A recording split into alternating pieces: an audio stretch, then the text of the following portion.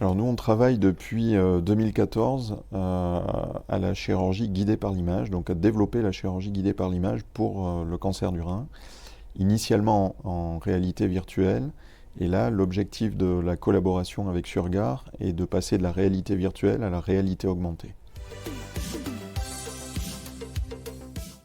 Alors clairement, quand on passe de la théorie, de la recherche à la pratique, c'est là qu'on réalise le chemin qui reste à parcourir pour adapter notre technologie au terrain. Et pour adapter notre technologie au terrain, il faut se confronter au terrain. Et puis, il faut aussi de nombreux terrains d'utilisation pour être sûr de répondre à toutes ces utilisations.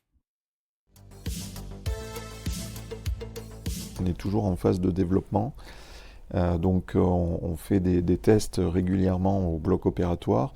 Et là, on est plutôt sur l'étape du lancement d'ici le début de l'année 2026 d'un essai clinique pour évaluer justement la sécurité et la modalité d'utilisation de cet outil de réalité augmentée qu'on a co-développé ensemble.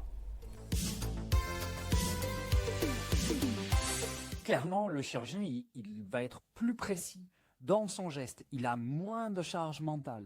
On voit déjà des chirurgiens qui changent de voie d'abord, qui passent de la chirurgie ouverte à la chirurgie mini-invasive. Alors, les prochaines étapes, c'est vraiment d'avancer ensemble sur des solutions concrètes qui vont changer la pratique chirurgicale pour les années à venir.